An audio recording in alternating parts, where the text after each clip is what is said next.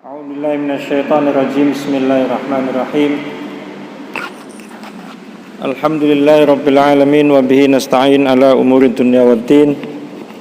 Assalatu wassalamu ala sayyidil mursalin sayyidina wa maulana Muhammad wa ala alihi wa ashabihi ajma'in, amma ba'd.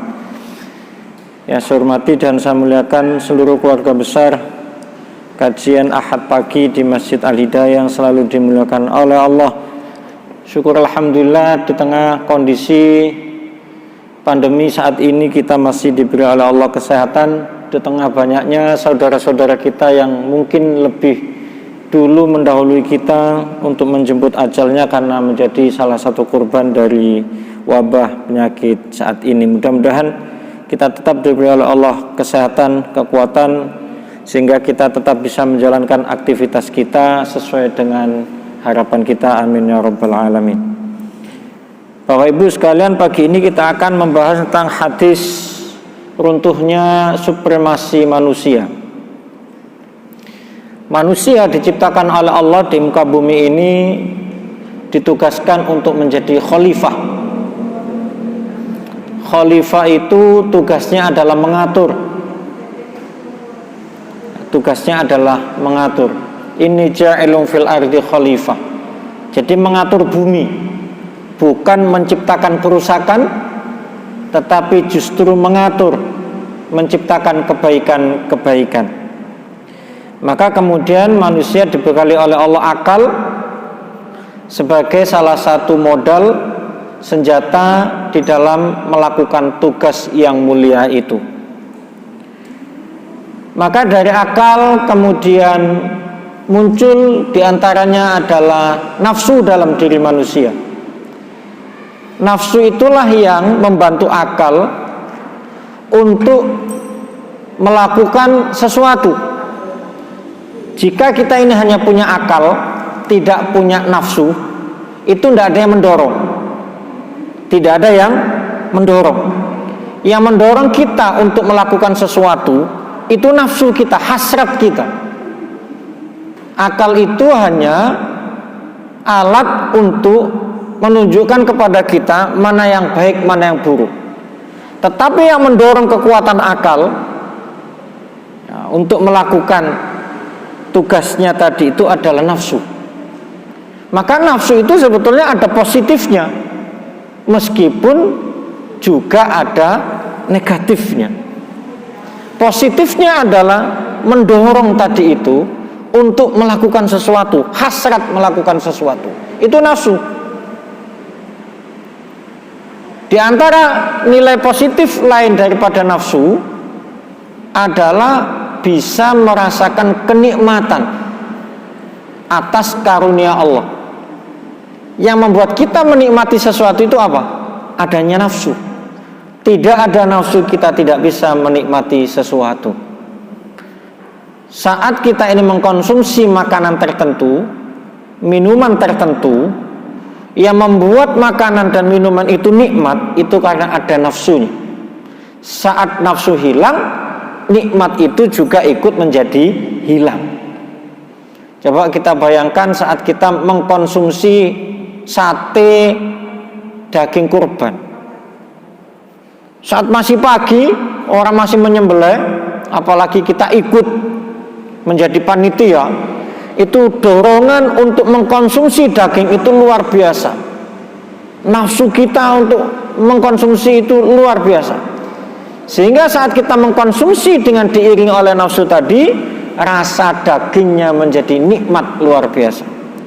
Tetapi setelah kita konsumsi dan kita merasa kenyang, nafsunya hilang, maka seakan-akan daging yang tadi terasa nikmat itu tidak lagi menggoda. Akal kita hanya kemudian mengatakan, oh yang tadi itu masih anget, ini sudah tidak anget. Padahal mungkin sama-sama angetnya. Jadi nafsu itu ada nilai positifnya. Di samping mendorong manusia untuk mau melakukan sesuatu, juga bisa merasakan nikmat karunia Allah. Tetapi nafsu seringkali mengajak kita kepada sesuatu yang negatif, yang disebut dengan nafsu ammarah. Jadi amarah itu karena selalu mengajak kepada sesuatu yang negatif. ammarah bisu, la ammaratun bisu, mengajak kepada sesuatu yang negatif, sehingga nafsu yang mengajak kepada negatif tadi diistilahkan dengan nafsu amarah. Ya, nafsu amarah. Maka dari nafsu dan akal pikiran itulah manusia di dunia ini memiliki keinginan. Semua kita memiliki keinginan, termasuk saya juga memiliki keinginan.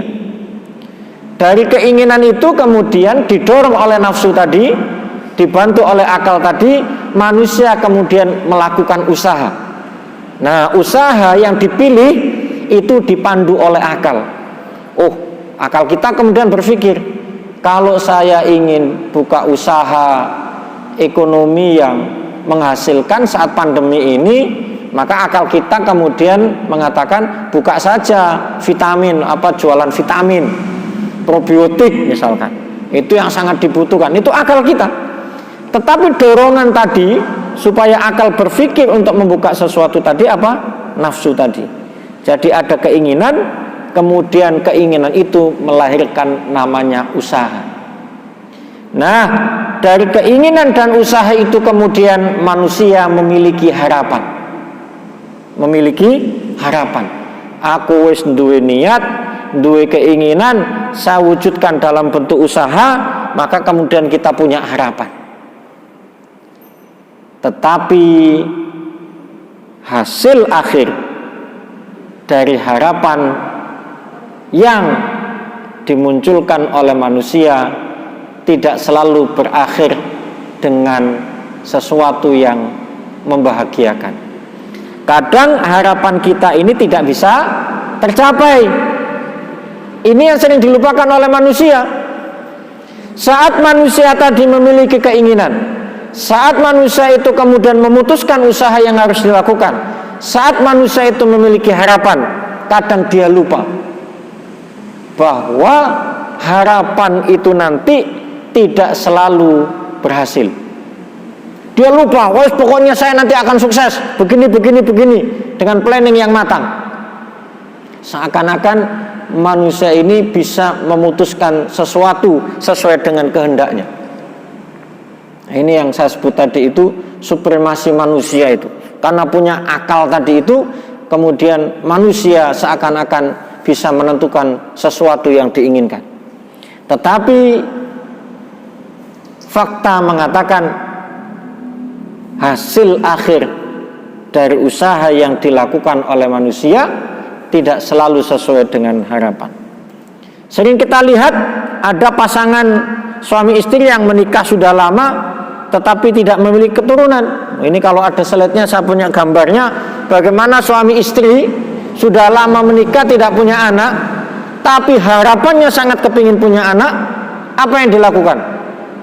Beli sepatu anak kecil, padahal dia tidak punya anak.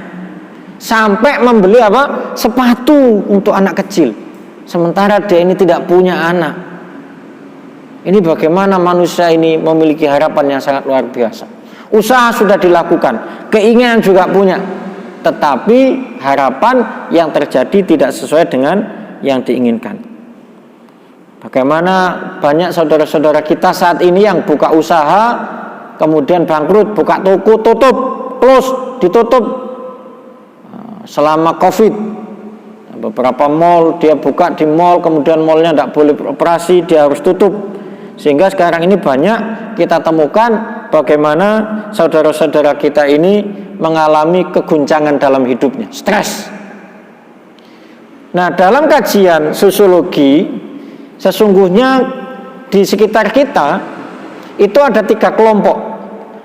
Satu adalah kelompok elit. Kelompok elit ini adalah mereka yang duduk di kekuasaan. Biasanya kelompok elit ini tidak terdampak oleh apapun, oleh krisis, oleh apa, dia tidak terdampak karena dia bisa mengatur negaranya. Kelompok elit. Yang kedua adalah kelompok ekonomi yang mapan, kelompok kaya, termasuk diantaranya ilmuwan. Ini biasanya tidak terdampak, mereka ini kelompok elit. Tapi dia ini masuk kelompok yang menengah. Tadi kalau yang atas itu elit penguasa, yang kedua menengah ini ada pengusaha, ilmuwan, macam-macam. Nah, kelompok ketiga ini yang seringkali terdampak, orang-orang miskin. Nah, orang miskin ini ketika menghadapi satu masalah itu terbagi menjadi dua kelompok. Satu kelompok pendosa. Apa kelompok pendosa itu? Dia mencari pelampiasan saat dia menghadapi masalah ke tempat-tempat maksiat, atau tidak perlu ke tempat maksiat tetapi dia melakukan kemaksiatan. Bisa dalam bentuknya dia melakukan kriminal, mencuri, merampok dan lain sebagainya, atau mengkonsumsi sesuatu yang diharamkan sebagai pelampiasan, pelarian. Tapi ada kelompok yang satu, saya sebut dengan kelompok pendoa. Jadi ada kelompok pendosa, ada kelompok pendoa. Pendoa ini orang yang kembali kepada Allah saat menghadapi masalah, yang dia lakukan kembali kepada Allah Subhanahu wa ta'ala. Maka kelompok pendoa dan pendosa ini sebetulnya satu saudara. Nah, kita ini masuk kelompok pendoa, rajin ikut kajian macam-macam. Sebetulnya kita ini satu saudara dengan penjahat-penjahat itu. Karena kita ini level bawah, bukan kelompok elit penguasa negara tadi, bukan kelompok yang pengusaha yang luar biasa itu, yang dia bisa mengatur ekonomi dan sebagainya. Kita ini biasa, masyarakat umum. Ya, hanya kita mendapatkan kesempatan lebih baik dari mereka yang masuk dalam kategori pendosa. Nah, ini bagaimana gambaran sesungguhnya apa yang direncanakan manusia itu ternyata tidak selamanya berhasil. Maka supremasi manusia kemudian dipertanyakan lagi. Maka fakta-fakta tadi itu kemudian membuktikan bahwa manusia dengan akalnya, manusia dengan keinginannya, manusia dengan kapasitas-kapasitas yang dia miliki, kompetensi yang dia miliki, itu bukan jaminan untuk menjadi penguasa segalanya di muka bumi ini. Maka harus dikembalikan kepada tugas awalnya, yaitu mengatur, bukan menguasai. Manusia seringkali memaknai khalifah itu menguasai, bukan mengatur. Mengatur itu berarti kan menciptakan sesuatu yang baik, yang lebih baik, terus mengembangkan kebaikan-kebaikan. Tapi manusia kemudian memaknai khalifah dirinya sebagai yang mengatur. Nah, ini yang kemudian menjadi pelajaran berharga bagi kita. Selama ini banyak manusia yang salah di dalam memahami tugas dirinya ketika hidup di muka bumi ini. Maka saat terjadi kemajuan di bidang teknologi, iptek, ilmu pengetahuan dan teknologi, manusia kemudian semakin merasa dirinya ini luar biasa. Bisa sampai ke bulan, bisa menciptakan pesawat, bisa menciptakan bom atom, bisa menciptakan handphone yang luar biasa, teknologi, ya, kemudian bisa berkomunikasi dengan siapapun.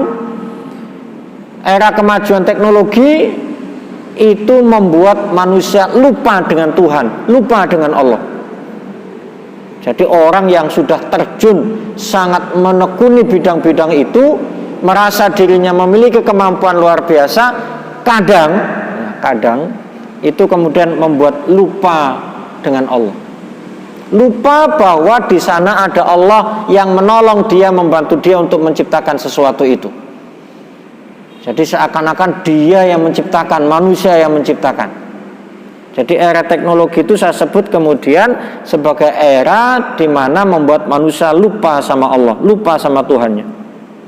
Ya, karena tadi capaian manusia di bidang teknologi yang sangat luar biasa. Jadi kenyataan itu seakan-akan mengatakan bahwa dunia berada di genggaman manusia. Seakan-akan manusia itu menggenggam dunia, apalagi di era global ini. Bisa komunikasi dengan di Amerika, bisa melakukan bisnis dengan di Amerika, bisa Belanda, di Prancis dan lain sebagainya. Dunia ini kan menjadi kecil, ya, dunia ini menjadi kecil. ada CCTV, kemudian ada internet, ada Google Map dan sebagainya. Kita bisa melihat, melacak di mana posisinya Masjid Al Hidayah, ketemu di sini. Terus kalau mau ke sana itu lewat mana, ada petunjuknya. Jadi seakan-akan dunia berada di genggaman manusia. Dan kita temukan kemudian banyak pengamat, ya, banyak pengamat yang seakan-akan bisa meramal masa depan. Pengamat-pengamat itu kan di televisi bermunculan. Oh, hebat-hebat itu, luar biasa, bisa meramal masa depan. Oh, nanti prediksi Indonesia ini begini-begini, politiknya begini, ekonominya begini, kondisi sosialnya begini, terus bermunculan. Apalagi kalau program televisi yang debat-debat itu seakan-akan dunia ada di genggaman manusia. Maka mulai kita temukan banyak sektor usaha mulai bangkit, karena tadi ada dorongan nafsu sama akal tadi. Kemajuan akal manusia terus berkembang. Kemudian angka orang kaya baru juga meningkat. Mobil di jalan itu setiap hari ada yang baru, jalan sampai macet, seakan-akan tidak ada yang miskin. Kita lihat kemudian bagaimana orang melakukan perjalanan ibadah umroh full di bandara setiap hari, luar biasa. Pokoknya merajai dunia manusia. Tetapi apa yang terjadi sekarang, kenyataan berbicara lain. Banyak sekarang sektor usaha macet, tutup, termasuk travel umroh haji. Ya, banyak yang dirumahkan pegawainya. Ya, kita bisa membayangkan misalkan gaji setiap pegawai itu 3 juta lah, ukur paling rendah 3 juta. Kalau dia punya pegawai misalkan 10, sudah 30 juta setiap bulan. Ya, sudah 30 juta setiap bulan. Minimal itu, minimal. Sementara pemasukan tidak ada, perputaran uang tidak normal. Dia harus menggaji terus pegawai dan tidak tahu kapan ini mulai bisa melakukan perjalanan ibadah umroh. Jadi banyak travel tidak hanya umroh, sekarang banyak yang tutup. Manusia kemudian sadar, di saat kemarin dia lupa bisa memberangkatkan ratusan ribuan jamaah umroh setiap bulan, sekarang dia kemudian sadar, ternyata apa yang direncanakan oleh manusia, kalau Tuhan berkehendak lain, maka kemampuan apapun yang dimiliki oleh manusia tidak berdaya. Orang travel itu sudah membayangkan perjalanan umroh haji sampai 2025. Rencanakan terus, tiba-tiba secara mendadak di awal tahun 2020 ini mereka tidak berdaya. Maka kita temukan sekarang ini angka pengangguran naik. Kalau tadi angka orang kaya baru naik, sekarang angka orang miskin baru naik. Ya, angka orang miskin baru naik. Orang sekarang banyak yang stres, banyak yang bingung. Bahkan pengamat-pengamat kemarin yang bermunculan sekarang juga pada menghilang. Tidak kita temukan pengamat lagi. Ya, dulu awal-awal COVID masih muncul pengamat. COVID ini prediksinya sampai bulan ini. Sampai sekarang bahkan di Sidoarjo mulai PSBB kembali. Ya, di Jumat malam kemarin di sekitar saya di Geraha, beliau biasa ngisi itu banyak operasi dan banyak yang ketangkap dan harus membayar denda itu. Jadi kriminal sekarang juga meningkat luar biasa. Ya, kriminal meningkat luar biasa. Semalam di salah satu warkop tiba-tiba polisi dengan pakaian preman menangkap seorang penjahat yang sudah diincar lama. Nah, penjahat ini ternyata setiap hari di warkop itu minum tenang-tenang saja. Polisi tidak tahu kalau dia cangkruk di situ setiap hari. Nah, semalam baru ketahuan, ditangkap. Nah, kalau sudah ketangkap satu, rentetan teman-temannya itu juga akan bisa ketangkap. Dan kemarin salah satu dari orang yang biasa ngaji di rumah saya hari Senin itu, sepeda motornya hilang. Baru beli 4 bulan hilang. Nah, di peserta pengajian itu kan macam-macam. ada mantan penjahat, ada mantan pelaku maksiat, ada orang selama hidupnya tidak pernah sholat, hanya taunya itu tempat karaoke, nggak pernah tahu masjid, sekarang udah tobat. Itu kemudian diantara yang ngaji itu bilang, ayo kita cari sepeda motor yang hilang itu.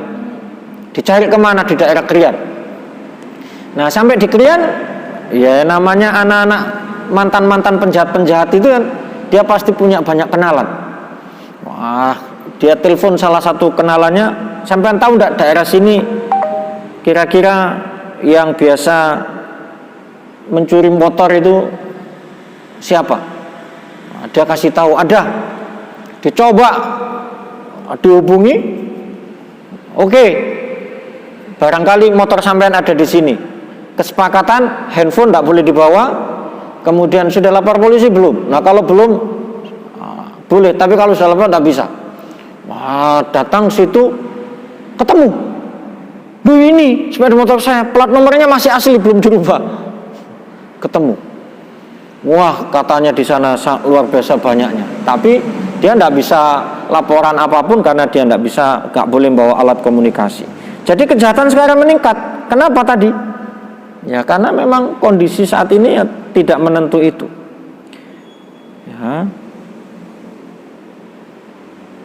Fakta juga mengatakan sekarang ini hampir 100 lebih dokter yang menjadi korban COVID, dan teman saya yang kerja di salah satu puskesmas 3 orang kemarin sudah positif, isolasi mandiri sembuh, minggu ini sudah bekerja kembali pakai APD sudah. Jadi sudah pernah positif, kerja lagi, siap-siap positif lagi katanya. Siap-siap positif lagi. Sehingga sekarang ini juga sampai ada yang mengatakan dunia tidak adil. Mereka mengatakan dunia tidak adil. Kenapa? Kita ini luar biasa patuh dengan protokol kesehatan. Sampean kelihatannya tidak patuh, hanya pakai masker, ngaji di mana-mana. Tapi sampean sehat, justru saya yang sakit. Saya ngisi ngaji itu hari Rabu rutin habis maghrib di salah satu masjid di Tropodo. Sejak PSBB, tidak ada PSBB itu kajian dimulai. Sejak itu sampai sekarang setiap minggu ada yang meninggal COVID. Terhitung mulai sampai Rabu kemarin sudah 9 korban COVID. Setiap minggu satu. Ya, setiap minggu satu di daerah situ. Sampai saya dijuluki Ustadz pencabut nyawa. Ya. Tetapi anehnya mereka yang jadi korban itu nggak pernah ke masjid. Yang aktif ke masjid itu alhamdulillah sehat semua. Bahkan jamaah masjid itu dengar ada yang meninggal di situ, takziah. Protokol kesehatan di situ sangat ketat, luar biasa. Orang nggak pakai masker nggak boleh masuk gang itu, karena ada portalnya. Saya kalau berangkat lupa pakai masker, itu ke Alfamart dulu nyari masker yang bedah itu. Kalau enggak boleh masuk. 9 sudah, itu mereka orang yang enggak pernah ke masjid. Yang aktif jamaah di masjid, ya tak pakai jarak begini, sehat semua alhamdulillah. Sehat semua. Jadi sudah 9, setiap minggu ada 1. Ya, ada 1. Sehingga ada yang mengatakan tadi dunia tidak adil. Ya, ini berarti bukti bahwa supremasi manusia yang tadi menjaga protokol kesehatan luar biasa, justru dia yang kena, sementara beberapa orang yang biasa-biasa saja tidak kena. Maka saya sampai sekarang tuh kalau diundang ke masjid tidak takut, karena ketemu orang yang ahli wudhu, ahli berdoa, dan saya yakin Allah menjaga kita lah. Berbeda dengan saudara-saudara kita yang tadi kelompok sebelah itu, yang saya sebut sebagai kelompok pendosa. Cangkruknya di warkop luar biasa, tidak kenal sholat, tidak dengar adzan, macam-macam. Pergaulannya sangat bebas, luar biasa. Mereka juga mungkin jarang berwudu, ya bahkan mungkin tidur itu ya wis entah sudah sholat isya apa belum, kita tidak tahu, wallahu a'lam. Ya. Ada dokter muda dan banyak diberitakan, diviralkan, juga menjadi korban COVID. Kurang apa dokter itu untuk menjaga dirinya? Tetapi semuanya saat ini sedang dalam kondisi bingung karena itu tadi. Maka usaha lahir manusia, usaha lahir manusia itu hanya upaya maksimal manusia. Tidak bisa dia menguasai dunia. Yang menguasai tetap yang menciptakan dunia ini. Sebab jika manusia dengan supremasi keilmuannya, supremasi penguasaannya di bidang teknologi dan lain sebagainya bisa menguasai dunia dan bisa mengatur segalanya, maka kita tidak akan menemukan dokter mati, pesawat jatuh, manusia gagal, pengusaha bangkrut, enggak. Manusia banyak tidak sadar, apalagi di era teknologi tadi dengan penguasaannya luar biasa, seakan-akan bisa memprediksi masa depan, kan bisa meramal besok hujan, besok panas, luar biasa itu, sehingga kadang dia lupa dengan Tuhan bahwa hidup di dunia ini seakan-akan kita ini hidup di tengah hutan.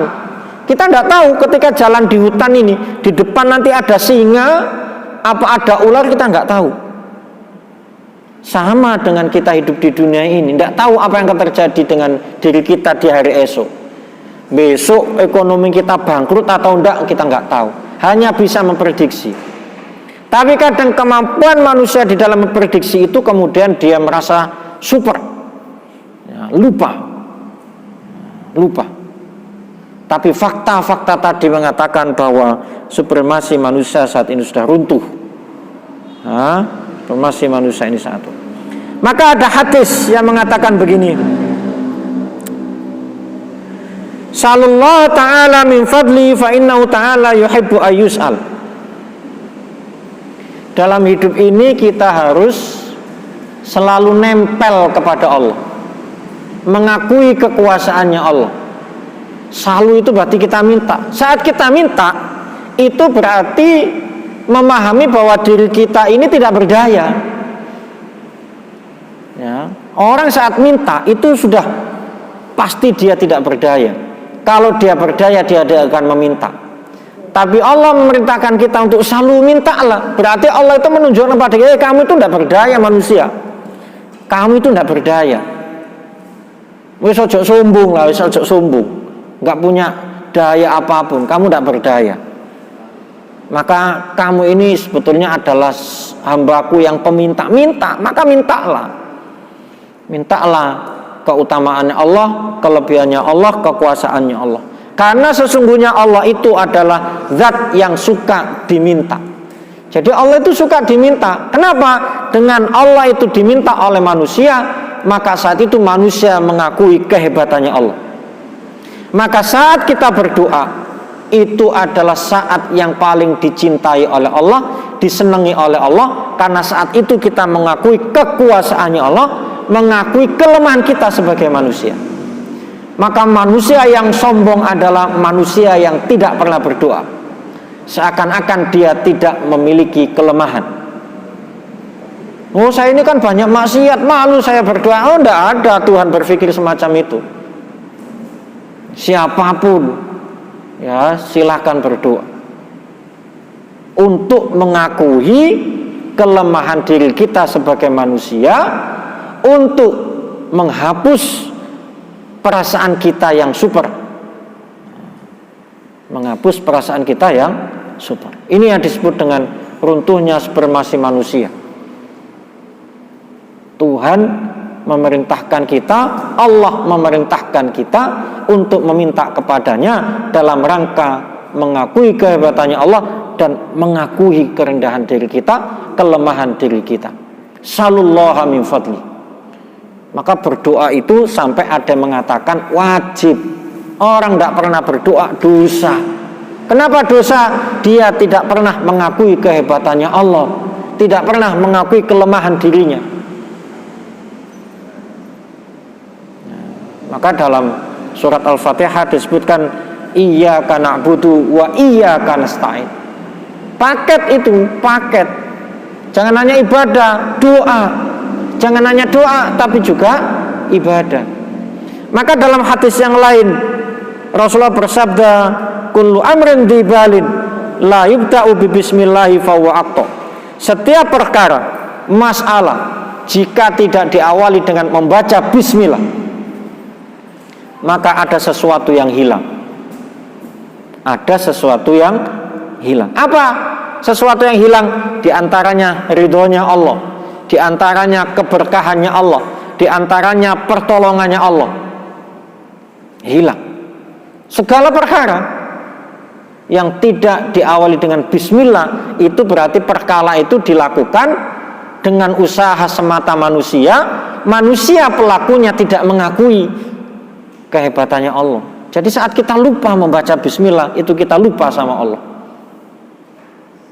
Jadi sederhana sebetulnya bismillah, tetapi dampaknya luar biasa. Kalau kita tidak membaca, itu menyepelekan Allah. Saat kita membaca, itu mengakui kehebatannya Allah. Bismillah. Maka wahyu yang pertama disampaikan oleh malaikat Jibril kepada Nabi Muhammad adalah Iqra bismi rabbikal ladzi khalaq.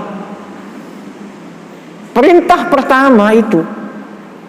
Perintah. Maka harus kita lakukan perintah itu dalam segala hal. Kita harus membaca dengan nama Allah Subhanahu wa ta'ala. Bismillah itu.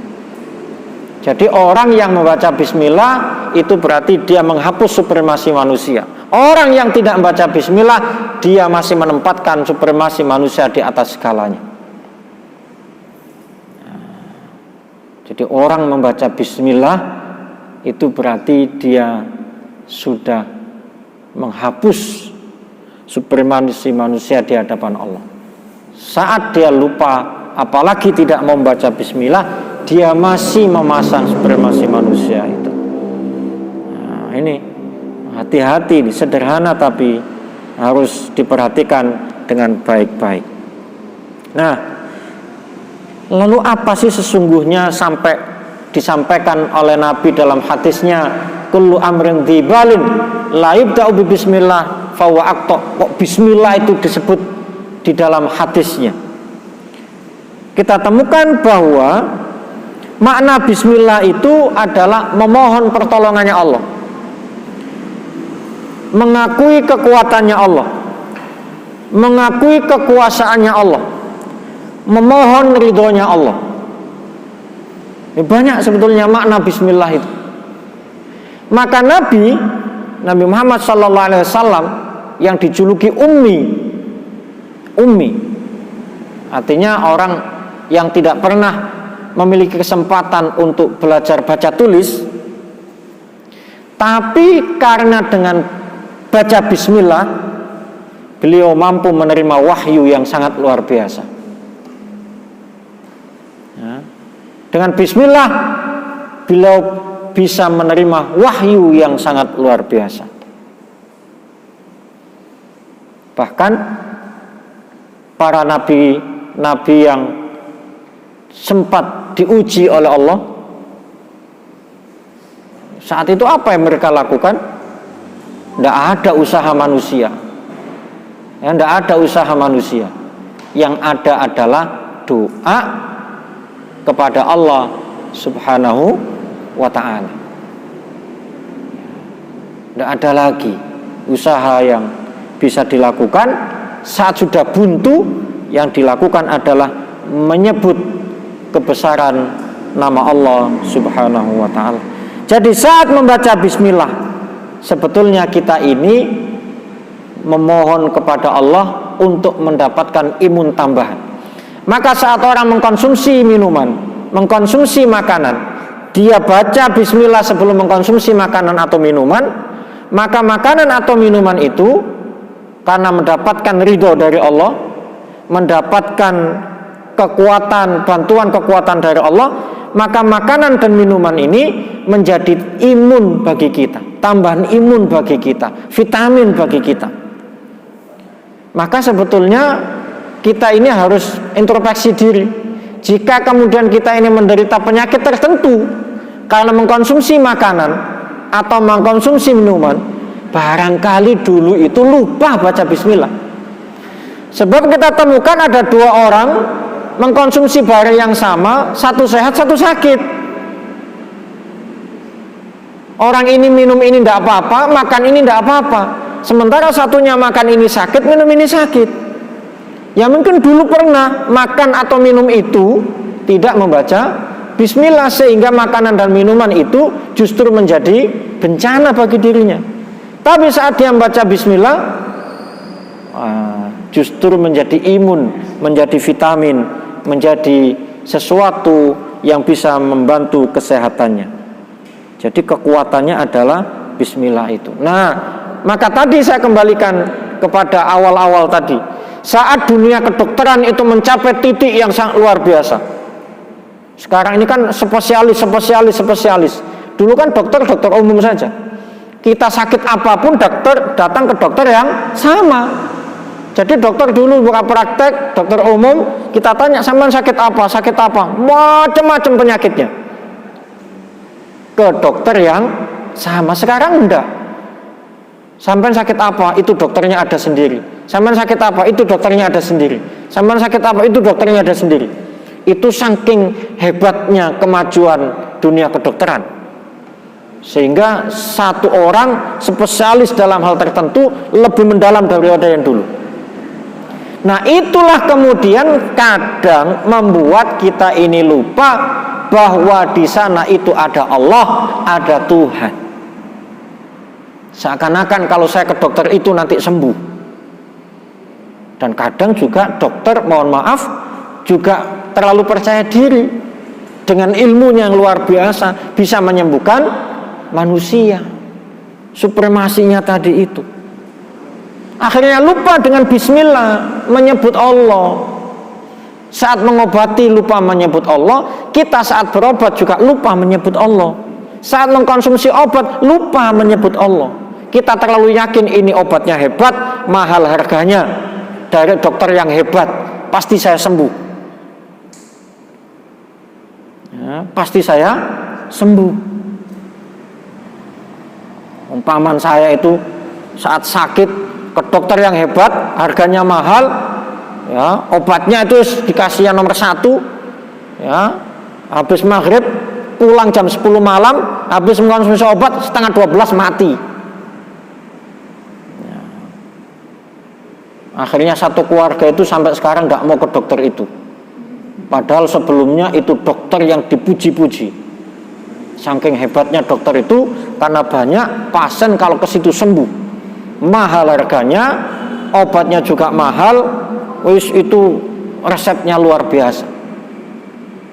Nah, setelah peristiwa itu sudah satu keluarga itu tidak mau lagi ke situ. Itu supremasi manusia runtuh sebetulnya. Nah, jadi COVID ini mungkin mengingatkan kita yang saat ini kita sudah terlalu merasa menggenggam dunia dengan kemajuan iptek yang kita capai. Jadi kita harus kembali kepada Tuhan itu. Maka hukum kausalitas kan hukum sebab akibat, mengatakan jika seorang laki-laki dan perempuan menikah akan melahirkan keturunan. Ini hukum kausalitas. Laki-laki dan perempuan menikah akan melahirkan keturunan. Tetapi tidak semua pernikahan dikaruniai keturunan. Seperti tadi di awal saya sebutkan, ada suami istri sudah lama menikah, tidak punya anak, akhirnya beli sepatu anak-anak tadi. Dia menikahnya sudah benar, laki sama perempuan. Kecuali kalau menikahnya laki sama laki. Ini laki sama perempuan, sudah benar. Hukum kausalitas mengatakan dia akan punya keturunan. Tetapi fakta mengatakan yang lain. Maka yang melahirkan keturunan bukan hukum kausalitas, tetapi yang melahirkan keturunan adalah kehendaknya Allah Subhanahu wa ta'ala. Jadi usaha itu sebetulnya hanya sebatas upaya maksimal manusia, maksimal mentok saja. Mengenai hasil tetap Allah yang menentukan. Jadi ini harus diingatkan supremasi manusia ini, bahwa dia sekarang ini sudah runtuh, ya, sudah runtuh. Maka Bapak Ibu, di tengah kondisi yang sangat luar biasa ini, di samping kita sudah melakukan usaha tetap meningkatkan kapasitas kita, kompetensi kita sesuai dengan bidang kita masing-masing, kita tetap harus memohon kepada Allah Subhanahu wa taala sebagaimana diajarkan oleh Nabi dalam hadisnya terkait dengan surat Al-Fatihah. Jadi surat Al-Fatihah itu juga disebutkan dalam hadis Nabi tentang keutamaannya Al-Fatihah. Al-Fatihatu lima quri'alha. Jadi Fatihah itu doa untuk apa saja. Doa untuk apa saja. Kalau tadi bismillah ada hadisnya, Al-Fatihah juga ada hadisnya. Apa di situ diajarkan ihdinas siratal mustaqim, siratal ladzina an'amta 'alaihim ghairil maghdubi 'alaihim waladdallin. Ini doa yang bagus kan. Tunjukkan kepada kami jalan kehidupan yang benar, yang diridhai oleh Allah. Apa itu? Jalan yang bisa memberikan kenikmatan, bukan jalan yang mendatangkan murkanya Allah. Jadi kita kalau mau buka usaha di samping baca bismillah, kita sempurnakan dan baca Al-Fatihah. Itu doa, ada doa yang bagus tadi itu. Siratal ladzina an'amta 'alaihim. Yang penting kan nikmatnya. Yang penting tuh nikmatnya sesuatu itu. Contoh ini, minyak kayu putih tidak semuanya senang. Tapi saya senang. Selama Covid ini saya selalu pakai ini untuk menjaga kesehatan diantaranya itu. Ya.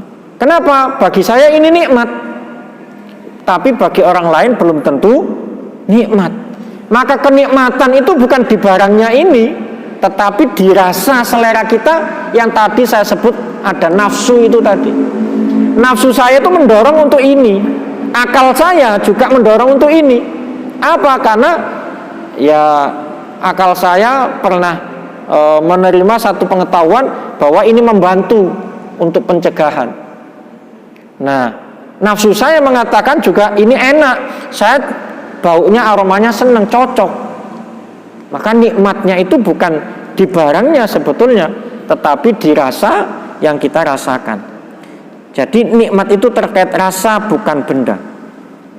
Kenapa kita ini dianjurkan untuk meminta sesuatu yang mendatangkan kenikmatan? Karena kita temukan banyak orang menikah kemudian berakhir dengan perceraian. Berarti dalam pernikahannya itu tidak lagi ada kenikmatan. Orang bangun malam, sholat malam, rajin setiap malam karena dia menemukan kenikmatan. Orang dugem setiap malam ke tempat dugem, gak pernah absen, itu juga karena dia menemukan kenikmatan. Sama. Kalau tidak menemukan kenikmatan, tidak akan ke sana.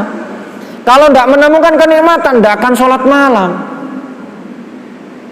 Ya, kenikmatan itu ya, sempat viral di Pengadilan Agama Bandung, antri panjang ngurus perceraian.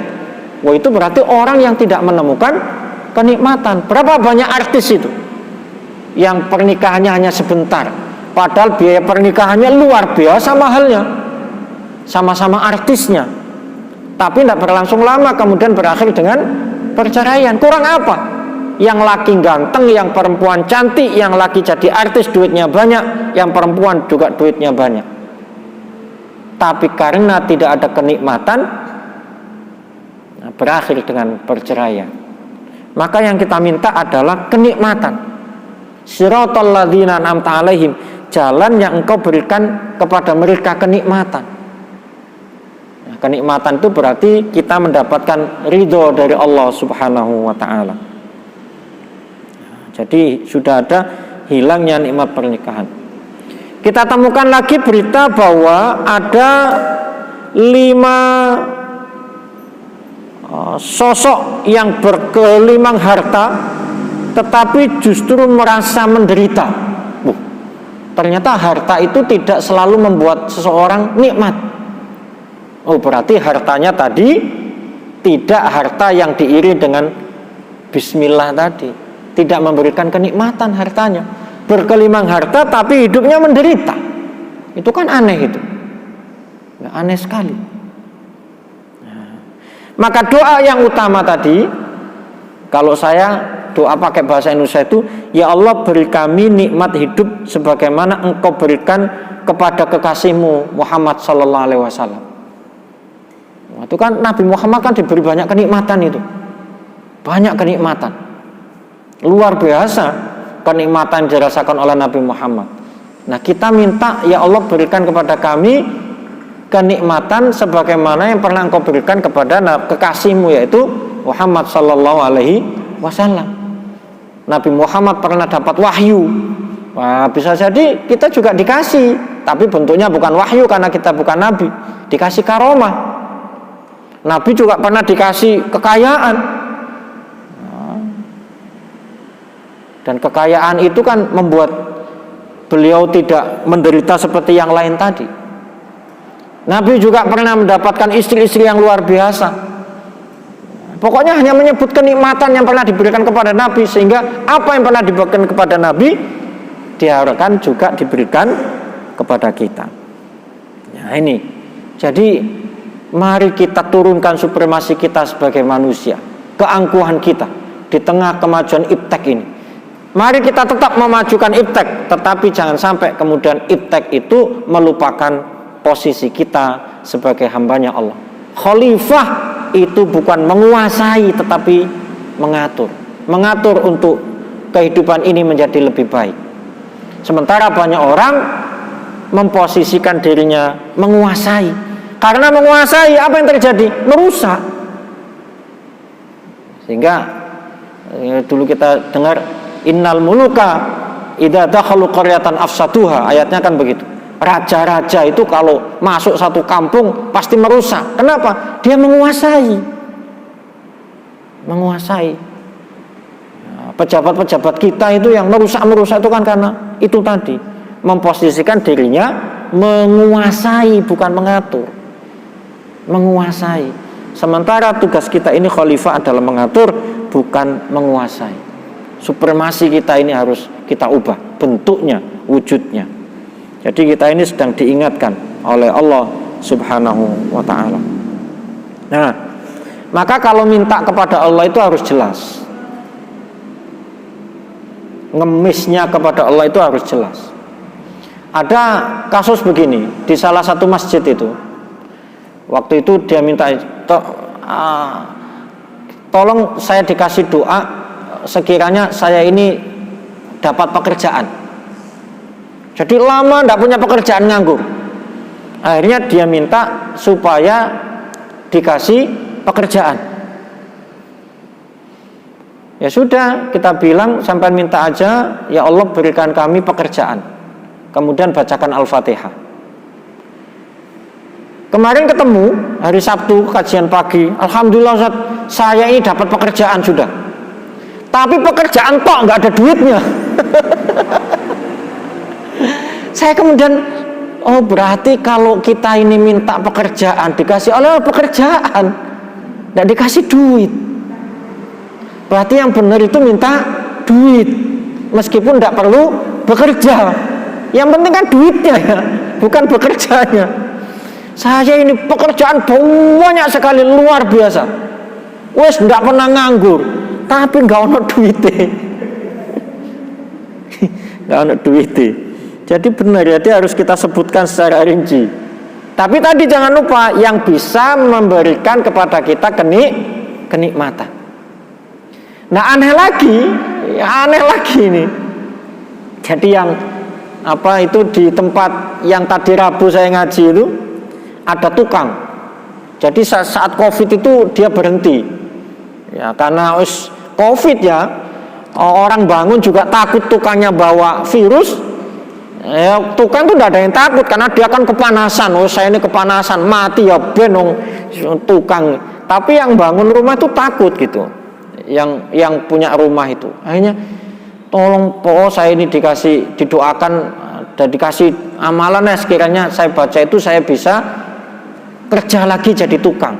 Saya tanya, tukang tuh berapa sih anunya honornya, gajinya apa namanya, ya bayarannya itu sehari 120 ya 120 cukup sehari 120 itu sehari 120 kalau 10 hari 1.200.000 Kalau 1 bulan berarti 3.600.000. Itu kalau full, belum dipotong hari Minggu kalau libur. Kalau full dia cukup ya cukup. Pokoknya emang standarnya begitu. Ya sudah, ya Allah minta saya ini sebagai tukang bekerja kembali sehingga saya bisa mendapatkan lagi penghasilan yang tiap hari kemarin itu 120.000. Ya. Wallahu a'lam ya, atas kehendaknya Allah. Pulang ngaji habis Isya itu jam 8 malam, di rumahnya ada yang nunggu. Sudah nunggu di rumahnya. Istrinya di rumah itu disuruh nunggu, bapaknya ini ke masjid ikut kajian maghrib sampai Isya. Pulang itu sudah ada yang nunggu. Besok disuruh nukang di rumahnya dengan honor 120.000. Nah kemarin ketemu, saya salah doanya. Kenapa? Tahu gitu saya minta 200.000. Gara-gara saya sebut 120 dapat 120.000 betulan ini. Tahu gitu minta 200.000. Barangkali demikian Bapak Ibu yang bisa saya sampaikan, kurang lebihnya mohon maaf. Jika ada hal yang ingin ditanyakan, disilahkan, monggo. Salam.